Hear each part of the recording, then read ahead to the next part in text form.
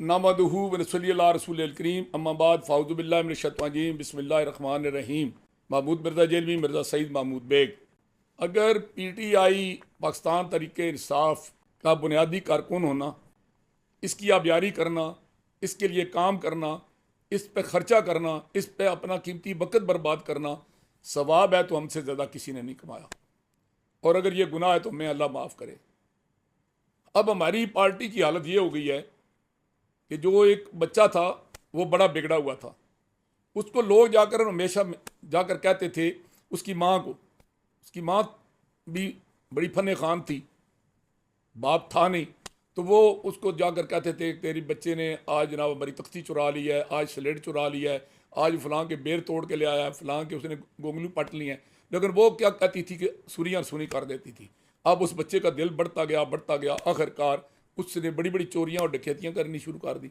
एक डकैती में वो गिरफ्तार हुआ और उसे सज़ा हो गई।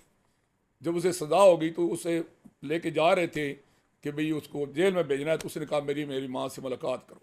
तो उसकी माँ को बुलाया गया, तो उसकी माँ जब आई तो उसने कहा माँ मैं कोई बात करना चाहती हूँ तुम्हारे कानों में, मेरे नज़दीक अपना कान करो। तो जब उसने कान किया तो वो उसने माँ का कान मुंह में लेकर उसको काट खाया और कान ही उसका चबा गया। तो उसने आड़ लाल डाली तो सब लोग आ गए, भाई पागल के बच्चे तूने ये क्या किया, माँ का कान चबा दिया। उसने क्या सारा कसूर मेरी माँ का है, अगर ये कानों से काम लेती ना, जब इसको लोग कहते थे कि भाई ये तुम्हारा बच्चा बिगड़ रहा है, तो उस वक्त ये बात सुन लेती और मेरी सलाह करती तो आज ये नौबत ना आती। तो ये हमारी क़यादत का कसूर है या हमारा अपना कसूर है, जिसका भी है।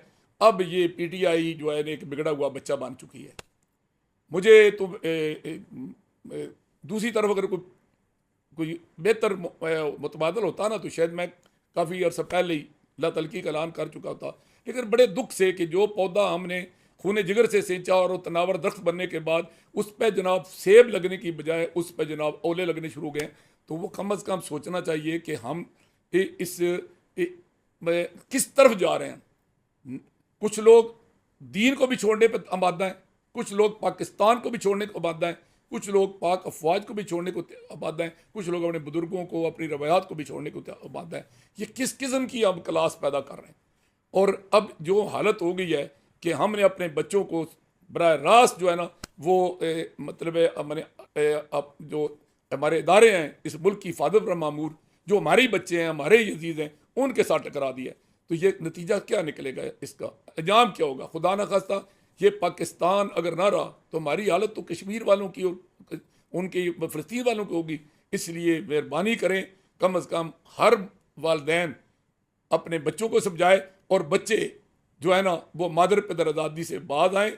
और मैं आज बराह रास्त खान साहब को भी ये कहूँगा कि खुदा के लिए इस मुल्क पर रहम करें, और जो हुकूमतें आपके साथ बैठ के मुज़ाकरात करना चाहती हैं और वो एक किसी ऐसे नतीजे पर पहुँचना चाहती हैं कि जिसमें मुल्क भी बच जाए, कौम भी बच जाए और हमारी आने वाला मुस्तकबिल भी बर्बाद ना हो, खुदा के लिए अपनी अना की नज़र ये इस मुल्क को ना करें। मेहरबानी फरमाएँ।